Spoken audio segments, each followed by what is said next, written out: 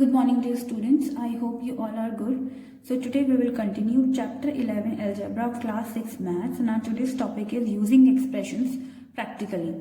Last video में मैंने आपको एक्सप्रेशंस को फॉर्म करना सिखाया था. वहां पर आपको कुछ स्टेटमेंट्स गिवन होती थी. अकॉर्डिंग टू दैट आप वहां पर एक्सप्रेशन फॉर्म करते थे. आज हम एक्सप्रेशंस फॉर्म करना सीखेंगे कुछ प्रैक्टिकल सिचुएशंस को लेते हुए. ओके, सो सपोज अगर आपको एक सिचुएशन गिवन है, सरिता has 10 more marbles than Amina. Okay, ये आपको एक सिचुएशन गिवन है. अब इस सिचुएशन को सबसे पहले आपको समझना है कि इस सिचुएशन में कहा क्या गया है. सो इसमें क्या कह रहे हैं कि सरिता के पास 10 ज्यादा मार्बल हैं. किससे? अमीना से. इट मीन्स अमीना के पास जितने भी मार्बल हैं उससे 10 मोर यानी कि 10 ज्यादा किसके पास है? सरिता के पास है. सो अब आपको इस सिचुएशन को पढ़ते हुए, देखते हुए, समझते हुए आपको एक्सप्रेशन फॉर्म करना है. तो सबसे पहले यहाँ पर आप जानते हैं कि हमें अमीना के पास भी नहीं पता कि नंबर ऑफ मार्बल्स कितने हैं. तो हम क्या करेंगे, यहाँ पे हम अमीना के जो नंबर ऑफ मार्बल्स हैं उसको X Y Z whatever जो भी आप मानना चाहते हैं आप वो मान सकते हैं. ओके, मैं यहाँ पर एक्स ले रही हूँ. सो यहां पर let Amina have X marbles. Okay, so suppose अगर अमीना के पास एक्स मार्बल हैं जो कि हमें नहीं पता कि कितने हैं. ओके, हमने जस्ट उसको एक्स मान लिया, हमें एक्स की वैल्यू नहीं पता कितनी है. सो उससे 10 मोर किसके पास है? सरिता के पास. 10 मोर मतलब प्लस में जाएंगे. ऑफकोर्स जैसे सपोज दैट अगर अमीना के पास 4 मार्बल्स हैं तो सरिता के पास कितने हो जाएंगे? उसमें हम क्या कर देंगे? 10 प्लस कर देंगे. इट मीन्स 14 मार्बल्स आ जाएंगे. ओके, सपोज अगर अमीना के पास 2 मार्बल्स हैं सो सरिता के पास कितने हैं? 10 मोर हैं. इट मीन्स 10 प्लस 2 12 हो जाएंगे. सो अब इट मीन्स यहां पर सरिता के पास मार्बल कितने आ जाएंगे? सो सरिता कितना आ जाएगा यहां पर?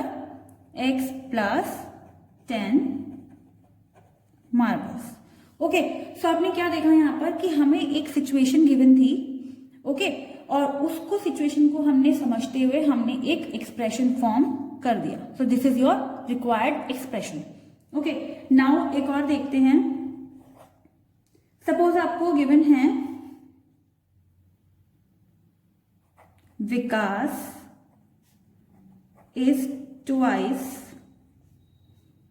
as old as Raju.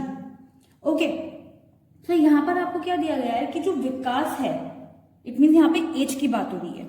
Okay, सो जो विकास की एज है वो ट्वाइस है. किसकी एज से? राजू की एज से. इट मीन्स अगर राजू की एज 4 इयर्स है तो विकास की कितनी होगी? ट्वाइस बोला है. इट मीन्स 2 की मल्टीप्लाई करेंगे सो 8 इयर्स हो जाएगी. ओके, सो यहाँ पे हम क्या करेंगे? अब हम राजू की एज हमें नहीं पता है कितनी है, सो हम राजू की एज को x इयर्स मान लेते हैं. Okay, so let Raju age equals to x years. Okay, अब विकास की एज बोल रहे हैं तो विकास की एज उन्होंने कितनी बोली है? ट्वाइस है.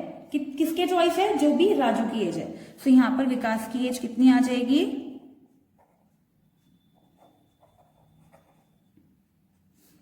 क्या आ जाएगी यहां पर? आपकी 2x इयर्स. बिकॉज उन्होंने क्या बोला था?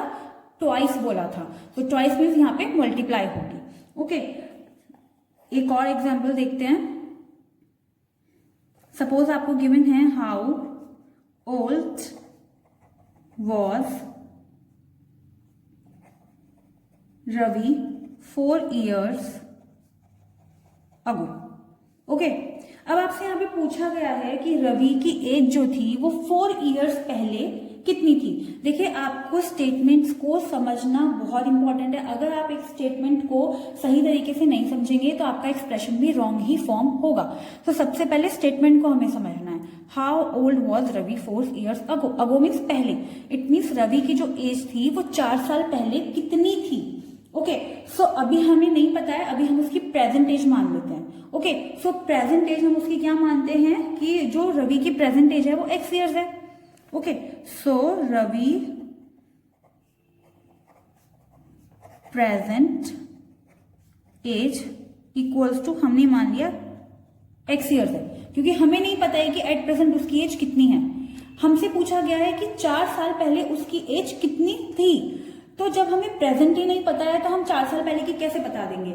ओके, सो हमने क्या किया, प्रेजेंट एज को हमने x मान लिया है। अब 4 साल पहले की पूछा गया है, इट मीन्स जो भी उसकी प्रेजेंट एज रही होगी उसमें से हम 4 ईयर्स क्या कर देंगे, माइनस कर देंगे। सो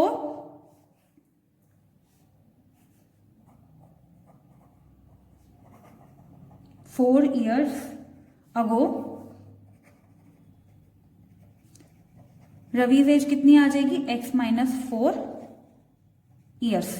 ओके, आप इसको ऐसे भी समझ सकते हैं नंबर की फॉर्म में भी। सपोज अगर रवि की एज 12 ईयर्स है, ओके, प्रेजेंट एज उसकी 12 ईयर्स है, तो 4 साल पहले कितनी होगी, आप क्या करेंगे, 12 में से 4 माइनस कर देंगे। सो सेम हमने यहां पर भी किया कि रवि की प्रेजेंट एज को हमने x माना, हमसे 4 साल पहले की पूछा गया था, तो हमने उसकी प्रेजेंट एज में से 4 साल को क्या कर दिया, माइनस कर दिया।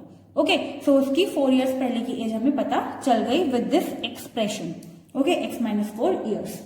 नाउ अगर आपसे पूछा जाए कि अभी से 5 साल बाद उसकी एज क्या होगी, ओके, सो क्या करेंगे, यहाँ पर प्रेजेंट एज x ही मान लेंगे, लेकिन चूंकि बात की पूछी गई है कि आज से 5 साल बाद उसकी एज क्या होगी, तो हम उसमें 5 क्या कर देंगे, ऐड कर देंगे। ओके, एक और एग्जांपल देखते हैं। सपोज आपको गिवन है राजू's father age is 2 years more than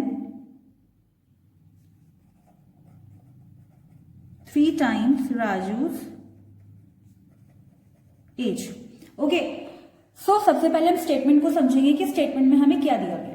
क्या दिया गया है यहाँ पे, Raju's father's age, it means Raju के फादर की एज की बात हो रही है, इज 2 years मोर देन, 2 साल ज्यादा है, 3 times Raju's age, it means Raju की एज की उसका 3 टाइम्स कर दे अगर हम, तो उससे 2 साल ज्यादा है राजू के फादर की as.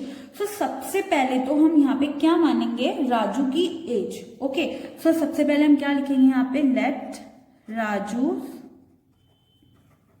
As equals to x years हमने मान ली। अब यहाँ पे y, z, a, b, c कुछ भी मान सकते हैं। ओके, सो अगर हमने यहाँ पे राजू की एज x मानी है, तो उन्होंने क्या बोला है कि फादर की जो एज है 3 टाइम्स राजू's एज, सबसे पहले राजू की एज का 3 टाइम्स करेंगे, एंड 2 years मोर देन, तो उसमें क्या कर देंगे हम, 2 years प्लस कर देंगे। सो राजू के फादर की एज कितनी आ जाएगी, राजू's फादर्स एज कितनी आ जाएगी, यहां पर सबसे पहले हम इसका 3 टाइम्स करेंगे, 3 times Raju's age, now 2 years more than, so plus 2।